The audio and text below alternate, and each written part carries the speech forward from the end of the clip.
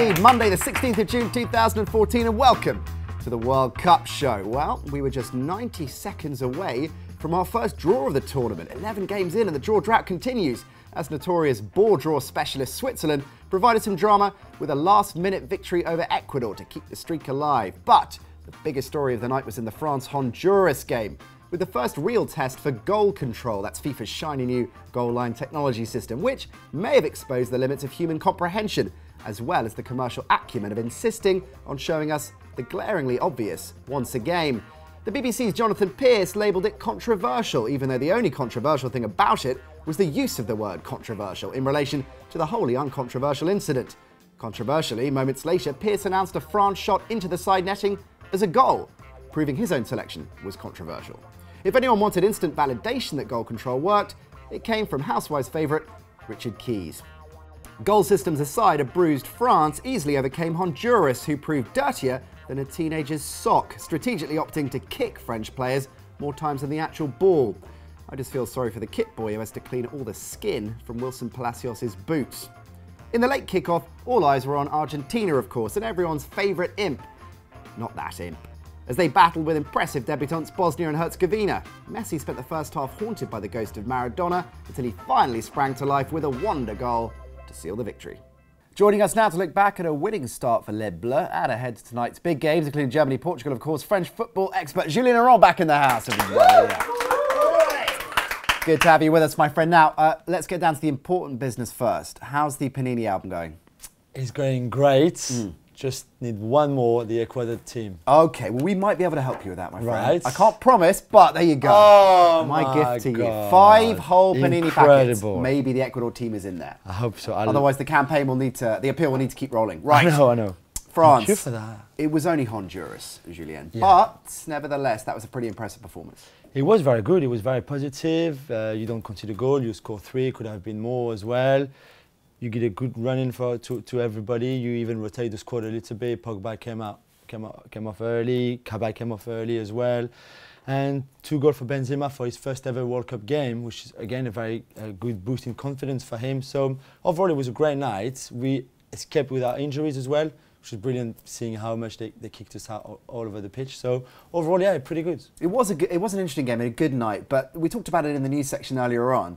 Nobody can understand why there was any confusion about the goal line technology, not least from Didier Deschamps, who came out after the game, having looked quite baffled on the pitch, and said there needs to be clarity about it. But there's absolute clarity, isn't there? No, unless in the stadium they saw something that we didn't see, you know, at home in front of the TV or listening to the radio or something.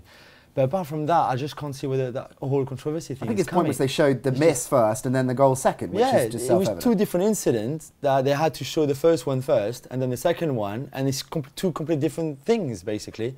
And the first one is not in, the second one is in. That's I'm glad we're on the same page. I thought it was going mad when I was watching that unfurl. Now, Benzema, you mentioned, had a great game. Who else stood out for you in the French lineup? I thought Griezmann, for again his first ever World Cup, he's 23, he's still a kid in a way, did really well. Matuidi did really well. Valbuena, with a very free role, did fantastic well as well. Valbuena looks like he's about 11 years old. Yeah, and he looks like he's like 4'2", which he is. He is there, officially. Now, the other game, of course, Argentina edged out Bosnia.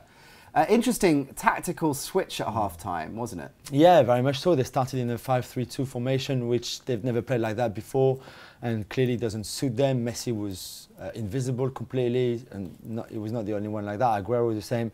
And fair play to Sabella, the manager, at half-time changed everything, went back to the 4-3-3 formation they've been using for the last 2 years in qualifiers as well, and you saw a completely different Argentinian team that completely dominated Bosnia for most of the second half, to be fair, with that great goal from Messi as well. Bosnia had more shots on target, though. Should they feel unlucky they didn't get a point? It will always be very difficult for them against Argentina. It was a tough first game for them, and first ever World Cup game as well as a country. So they did well. I think that they've got a lot of positive to take away from the game, and the next 2 games will obviously be easier for them. And I think they can go through, especially if they keep the momentum from the game last night, despite the defeat. Okay, big game tonight. One that we've all been looking forward to pretty much since the tournament kicked off. Is it fair to say that Germany are the strongest European team in this World Cup, do you think? I think they are on paper, at least. I think they are. My issue is that they need a striker. Miroslav Klose is 36. He's the only striker in the squads. The other ones are only forced number 9, like Godze or Ozil or Podolski. They're not proper strikers, proper number 9. I think at some point in the World Cup that would be an issue. Should he have taken Volland, do you think, then? Yeah, Volland maybe. I know he had problem with Kiesling, for example. They never got on. Gomez was injured for most of the season, so it is a problem. But I think it's really light for him to have gone just with one striker, and I think at some point it would be an issue. Apart from that, they probably have the best midfielder in the whole competition, to be honest. Now, Portugal, the spin machine's in full effect for them in terms of Ronaldo's fitness. Great quote from Ronaldo, by the way. I would like to be 110% fit, he says, but I'm 100% fit, and that should be enough for the national team. Good old Ronaldo, eh? Yeah, but clearly there's an issue there, isn't there? Because they're overhyping how fit he is. Yeah, big time. And they try to be very transparent about it. So, you know, you could see him training and all of this, and he was there, which is never good news. I've got a question for you. I'll put you on the spot. How many goals Ronaldo scored in a World Cup? 2. Nice. How about that? I do my research on this show. That doesn't look so set up. It absolutely wasn't. Right, USA-Ghana, one of the other games tonight. There's an interesting story that came out of the States in the last 24 hours. The NBA finals going on, of course, or they're finished now, but they were going on. And yet on Google, the search term World Cup, 10 times greater than the searching for the NBA finals. Yeah, it's quite crazy. It's showing you the shift a bit of, you know, in terms of American sports, and that soccer is taking more and more important in the country, which is good, considering the NHL, the hockey final have just finished as well. The NBA just finished last night, but still football is right up there with them. So it's very encouraging, I think, for Klinsmann, for the national team, but for everybody involved with the MLS as well and all of that. Right, let's look at tonight's likely lineups in a bit more depth, Julien. This is where you get to play your 3 cards: breakout star, unsung hero, and head-to-head. And if you don't understand what those things mean, you're probably watching the wrong show, okay? Any of those fixtures, you can play the cards. We'll start with Germany-Portugal. Big news for Germany, I guess, Neuer's fitness, and that Lahm will probably play in midfield. Yeah, Joachim Löw said that Lahm will be in midfield, which that's what he played with Bayern Munich this season. Guardiola has transformed him into probably the best holding midfielder in the world right now. So it was a no-brainer really that Löw would do the same. And then for Neuer, his fitness is massive boost. So is Lahm's fitness, because he was a doubt as well after an injury in the preparation. Same for Schweinsteiger.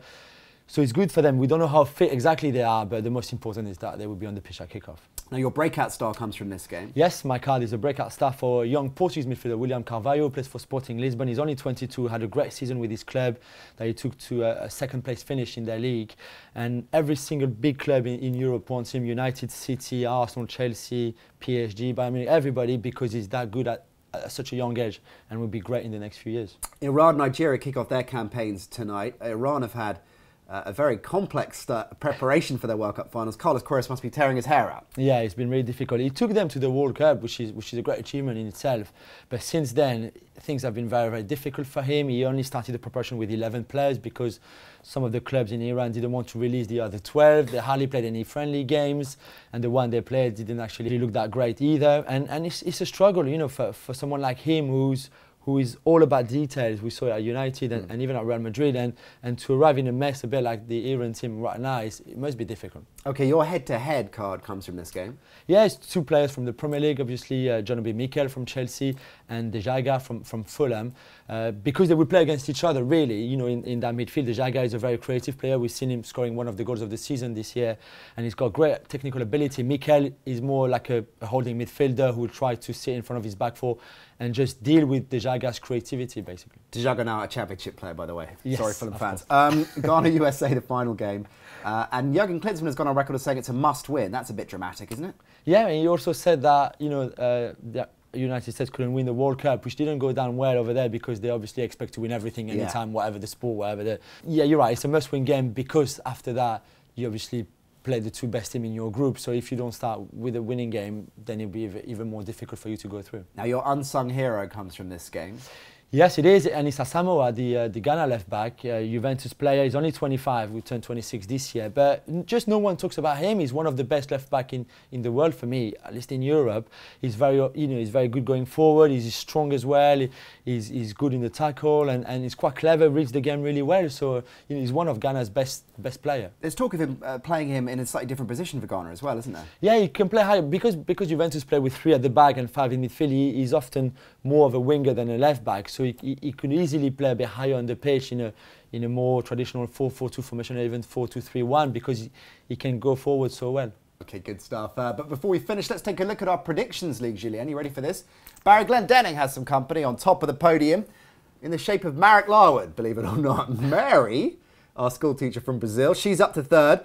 And right at the bottom Julien Laurens. I've been so unlucky. What's going on Shows there? you don't need to know football to be good at predictions. Was that a dig at Marek is there, yeah. That's harsh. Here are your predictions for tonight. You've gone for 2 African wins and a European draw. That's going to bag you some points. Yes, surely. I'm going to climb back up. Spoken with true confidence. Alrighty then, that's just about it for today's show. Many thanks, Julien Laurens. He'll be back, I can guarantee that. You can leave your predictions for Germany, Portugal in the comments below. And don't forget to subscribe.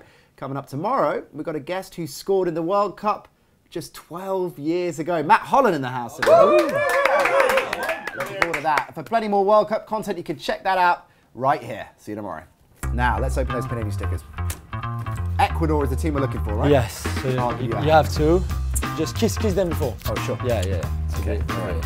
Ecuador, and you complete the album. Yes. Okay. I will start with Lionel Messi here. Pretty good. All right, here we got Thomas Muller.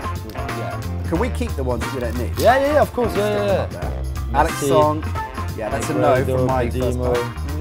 Oh, Colombia. I thought it was them. It's the same color. Similar. Maybe I can send my son. It's actually. What is right? I'll write. Yeah, right to that bottom. Never know. And then exactly.